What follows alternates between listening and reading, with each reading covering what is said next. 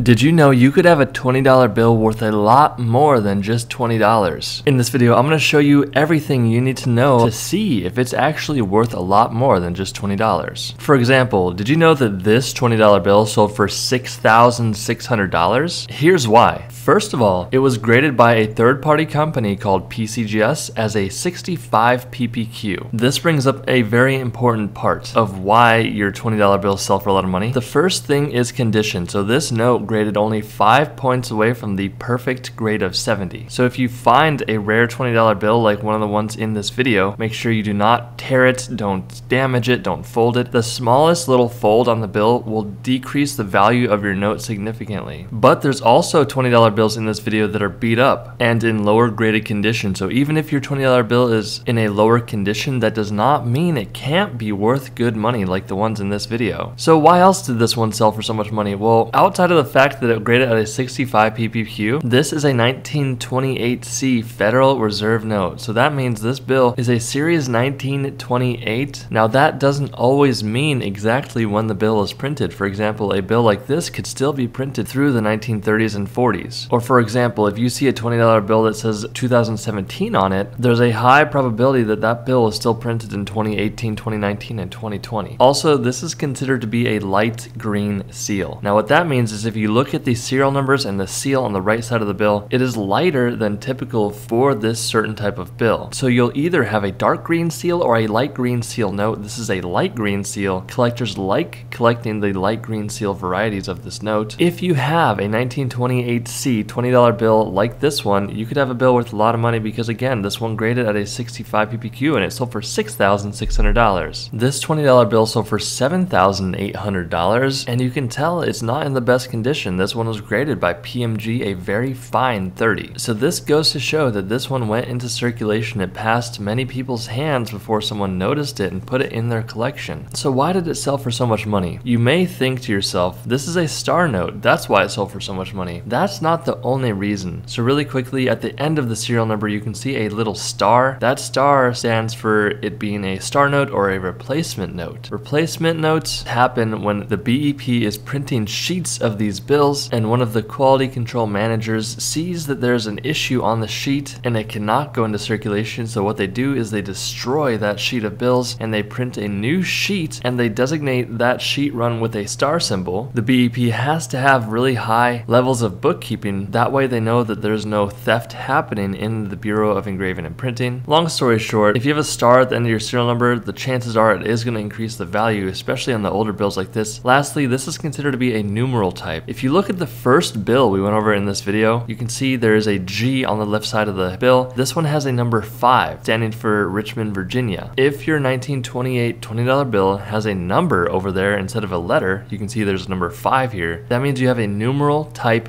bill, and these bills are typically going to be worth more money than the non-numeral type bills. All these things combined allowed it to sell for $7,800, but just imagine if this bill was in better condition, it would have sold for a lot more money than $7,800, but it goes to show that condition is not everything, although condition is a big player when it comes to the value of your banknote. And here's a good example here. Same type of bill, but this one is a Philadelphia note. You can see the number 3 on the left-hand side of the bill, but this one graded at a 66 EPQ by PMG. That means there is not a single fold on this bill. To keep this one short and sweet, this is also a star note, but all these things combined allowed it to sell for $15,862. Not spending too much time on this one, but this $20 bill is a more modern bill from 2004 and it has a serial number 1. It is a gem crisp uncirculated bill. It is not graded, but it sold for $16,100. So here's a 1928B Federal Reserve note from Richmond, and this is not a numeral type. However, it is a star note and it graded very highly, and that allowed this note to sell for $18,000. If you want to learn more about coin handling, grading, and values, I have a completely free ebook below. All you got to do is click on the link. I won't send you any spam or anything, but you don't have to do that. I want to show you these two $20 bills that sold for $21,850. So when you go to the bank, you can pick up a pack of whatever you want. If it's $1 bills, $2 bills, $20, $50, PP, whatever you want. And what happened here is that someone picked up a pack of bills. You can see that the serial numbers here are consecutive. By that, I mean if you look at the last 3 digits of the serial number 512, and then you look at the next bill and it says 513, the serial numbers are consecutive. What's interesting is this is considered to be a changeover pair. So what does that mean? So when they were printing these bills, they transitioned from a series of 1928 into a series of 1928A. So this person found the changeover pair when they were going from 1928 to 1928A. Long story short, if you have 2 bills that look just like this with the changeover pair and these consecutive serial number, you found something incredibly valuable because these 2 notes combined sold for $21,850. Hit that subscribe button, it really does help out. Use back with them. Stay tuned for more, and I'll see you in the next video.